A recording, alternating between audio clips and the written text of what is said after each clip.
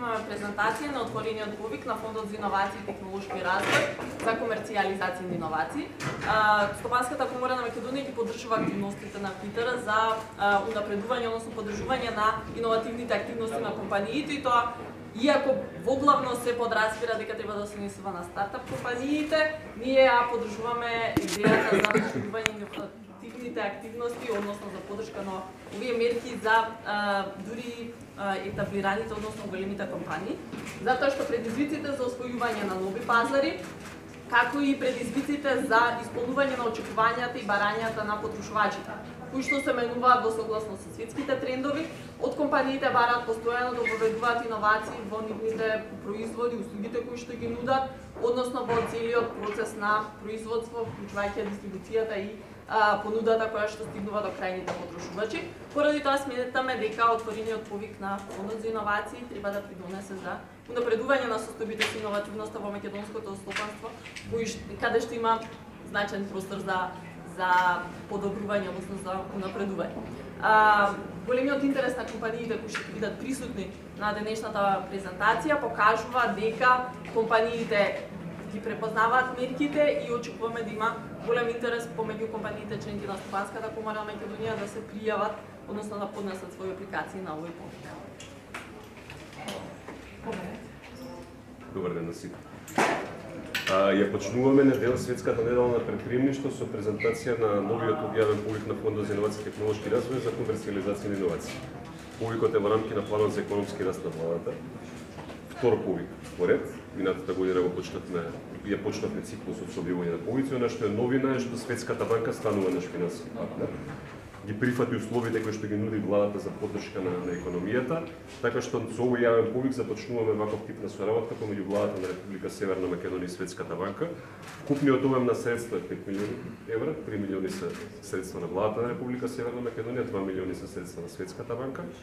Како што спомена и представникот на Стопанската комора, очекуваме, односно веќе имаме огромен интерес.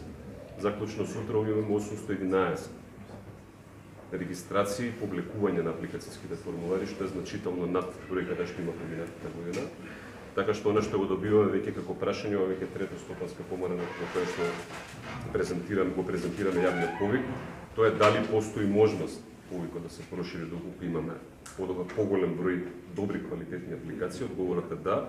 Јас очекувам дека со овие и ваков тип на настани каде што разговараме за многу практични аспекти, ги охрабруваме компаниите да апли-цираат и расчистуваме многу практични делими прашања, придонесуваме да добиеме и подобар квалитет и поголем број на апликации и подобар квалитет на апликации. Така што јас очекувам дека на крајот на овој повик ќе имаме еден позитивен притисок од економијата кон фондот, а со тој кон владата на Република Северна Македонија, не само да ги искористи сите средства што се на располагање, годинава имаме некаде до 12,5 милиони евра, туку да направиме притисок тие средства да бидат дополнително зголемени.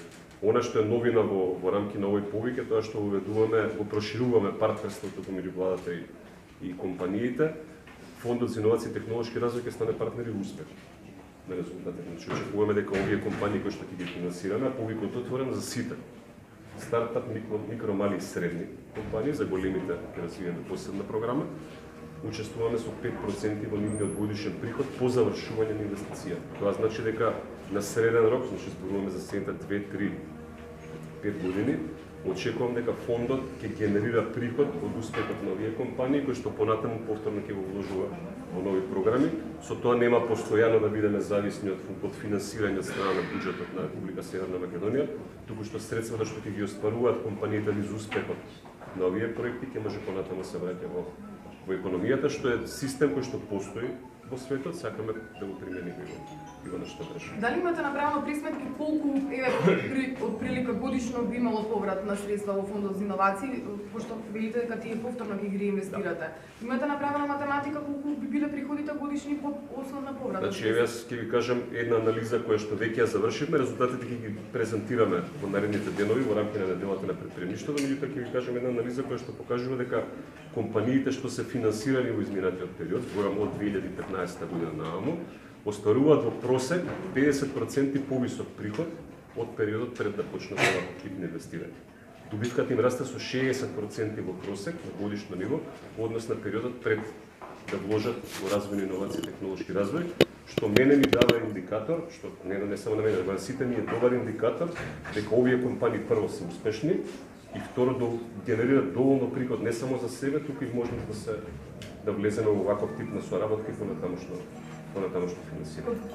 Дали го комунициравте ова со овие компании кои што и досега работат нели со фондот за иновации, како они реагира на тоа бидејќи ќе треба сепак од нивниот джеб да се вратат пари? Па и ќе ви кажам сега, значи имаме од некаде 35 компании кои што веќе го имаат завршено, че зборуваме за периодот 2015-2018, кои што веќе ги имаат завршено проектите. 2/3 од нив веќе устваруваат приходи и враќаат средства назад. Не се значајни средства, бидејќи во претходниот период, знаете, до пред 2018 година, обемот на инвестирање беше релативно мал. Меѓутоа, тие што се завршени, 2/3 веќе уплаќаат назад. Веќе имаме наменска сметка на која што се генерираат средства за повторно велам. Не се тие значајни средства, меѓутоа како процент од она што е